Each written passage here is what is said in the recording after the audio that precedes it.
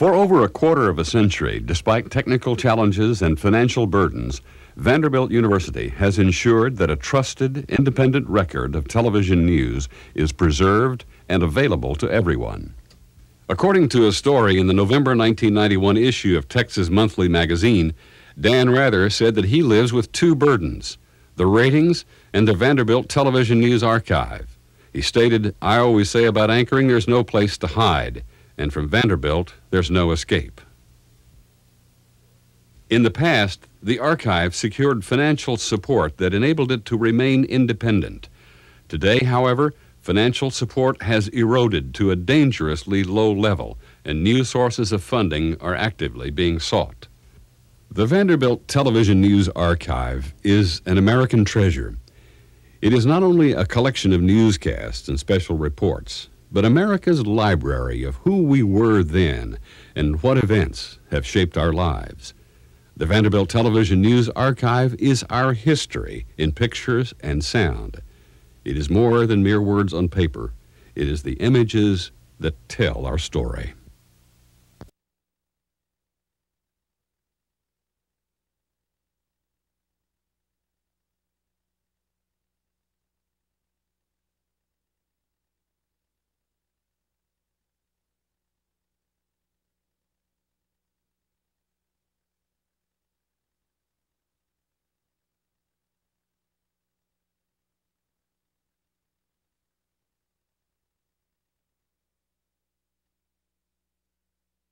End of the year.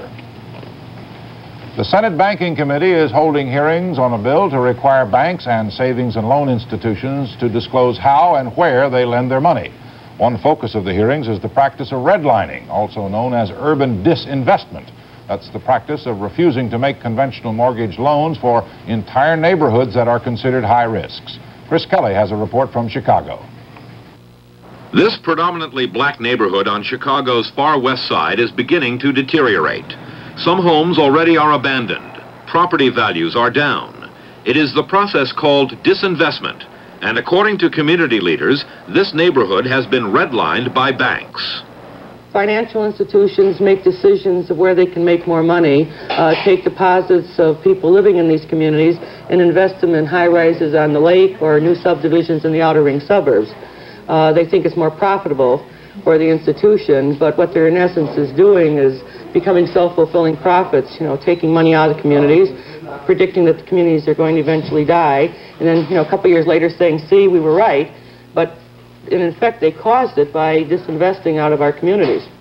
Redlining also means banks refuse to give mortgages in areas where property values are declining. Luis and Gloria Perez could only buy this home with cash, because the banks they went to refused to invest here.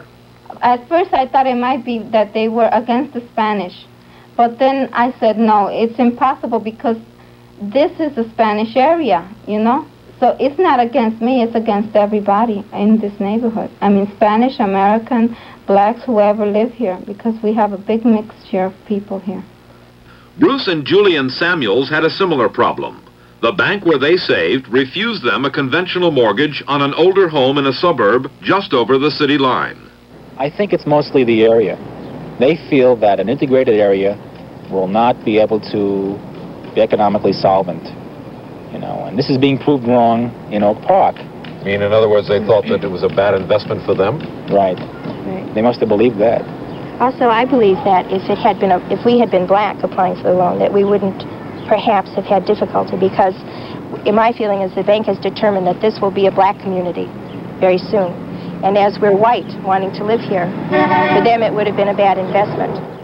Banker Roland Barstow denies the Samuels charges and says their application was rejected because the terms they requested were unacceptable. But Barstow admits his bank redlines in certain areas. If you asked us, do we make loans in slums? No. So apparently we are redlining in that particular slum area. You are? I think we are. We're not making loans in slums, we're redlining. We're not making loans in a particular area.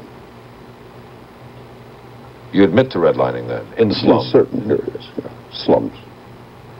Why do you redline in certain areas? Because we think it's an unsound loan, and we don't make unsound loans. But you're discriminating against certain areas. Yes. And I think any lender in Chicago will tell you the same thing if they're honest with themselves. Robert Bartell, head of the Federal Home Loan Bank, says redlining allegations have been investigated, but that no clear-cut cases were found to take action against. We have not been able to find a case where we could clearly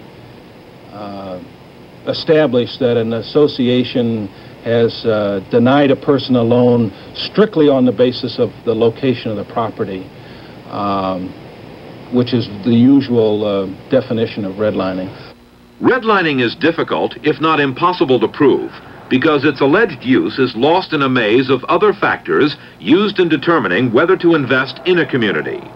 Advocates of anti-redlining legislation say discrimination can be remedied by forcing banks to disclose where their money comes from and where it goes.